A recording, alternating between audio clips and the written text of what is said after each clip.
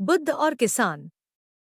एक समय की बात है। भगवान बुद्ध अपने शिष्यों के साथ एक गांव में प्रवास कर रहे थे।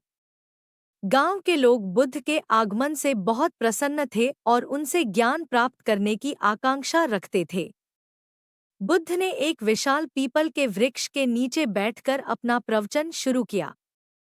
गांव के लोग बड़ी संख्या में वहां एकत्र हुए और उनकी वाणी सुनने लगे। इसी गांव में एक किसान रहता था, जिसका नाम हरि था। हरि एक मेहनती और ईमानदार व्यक्ति था, लेकिन उसकी फसलें बार बार खराब हो रही थी। उसका मन हमेशा चिंतित और व्यथित रहता था। उसने कई उपाय किए, लेकिन उसकी समस्या का समाधान नहीं हो पा रहा था।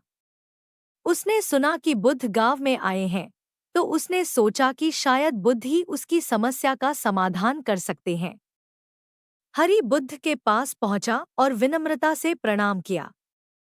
बुद्ध ने उसे स्नेहपूर्वक देखा और पूछा, क्या बात है, वत्स? हरि ने अपनी समस्या बुद्ध को बताई। भगवान, मेरी फसलें बार बार खराब हो रही हैं। मैंने बहुत प्रयास किए, लेकिन कोई उपाय सफल नहीं हुआ। कृपया मेरी मदद करें और मुझे इस समस्या का समाधान बताएं। बुद्ध ने हरि की बात ध्यान से सुनी और फिर मुस्कुराते हुए बोले, वत्स, चिंता मत करो। तुम्हारी समस्या का समाधान तुम्हारे ही भीतर है। हरि आश्चर्यचकित होकर बोला, मेरे भीतर? मैं समझा नहीं, भगवान। बुद्ध ने कहा, हमारे जीवन की समस्याओं का समाधान अक्सर हमारे दृष्टिकोण और कर्मों में ही होता है। बुद्ध ने हरि को एक कहानी सुनानी शुरू की। उन्होंने कहा, एक समय की बात है, एक और किसान था, जिसका नाम राम था।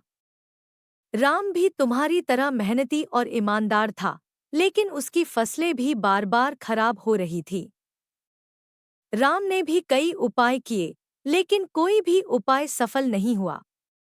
राम ने सोचा कि उसे किसी ज्ञानी व्यक्ति की सलाह लेनी चाहिए। वह एक ज्ञानी साधु के पास गया और अपनी समस्या बताई। साधु ने उसे सुनकर कहा, तुम्हें अपनी भूमि को समझना होगा। हर भूमि की अपनी विशेषताएं होती हैं और उसी के अनुसार उसमें फसलें उगानी चाहिए। राम ने साधु की बात समझी और अपने खेत की मिट्टी की जांच करवाई। जांच से पता चला कि उसकी मिट्टी में कुछ खास पोषक तत्वों की कमी है। राम ने साधु की सलाह के अनुसार अपनी मिट्टी में आवश्यक पोषक तत्वों को मिलाया। उसने अपनी खेती की तकनीकों में भी बदलाव किए। धीरे धीरे उसकी फसलें फिर से हरी भरी होने लगी। राम ने देखा कि उसकी मेहनत और साधु की सलाह का असर हो रहा है। उसने न केवल अपनी समस्या का समाधान पाया, बल्कि दूसरों की भी मदद करने लगा। बुद्ध ने कहानी समाप्त की और हरि की ओर देखा। उन्होंने कहा, वत्स, इस कहानी से तुम्हें क्या समझ में आया? हरि ने धीरे धीरे कहा, मुझे अपनी समस्या का समाधान अपने दृष्टिकोण और कर्मों में ढूंढना होगा। मुझे अपनी भूमि और परिस्थितियों को समझकर उचित उपाय करने होंगे। बुद्ध ने प्रसन्न होकर कहा, ठीक कहा, वत्स। हरि ने बुद्ध की बातों को दिल से स्वीकार किया। वह अपने खेत की मिट्टी की जांच करवाने लगा और आवश्यक पोषक तत्वों को मिलाया। उसने अपनी खेती की तकनीकों में भी बदलाव किए। धीरे धीरे उसकी फसलें फिर से अच्छी होने लगी। हरि ने देखा कि उसकी मेहनत और बुद्ध की सलाह का असर हो रहा है। गांव के लोग हरि की सफलता देखकर बहुत खुश हुए। उन्होंने भी हरि से प्रेरणा ली और अपनी समस्याओं का समाधान ढूंढने लगे। गांव में खुशहाली का माहौल छा गया। हरि ने बुद्ध का धन्यवाद किया और कहा, भगवान, आपकी शिक्षा ने मेरा जीवन बदल दिया। बुद्ध ने मुस्कुराते हुए कहा, वत्स, जीवन में समस्याएं आएंगी, लेकिन उनका समाधान हमारे दृष्टिकोण और कर्मों में ही छुपा होता है।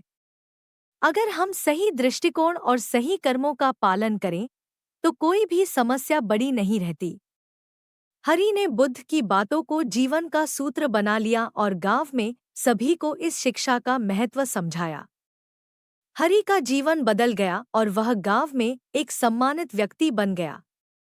बुद्ध का संदेश गांव के हर व्यक्ति के दिल में बस गया।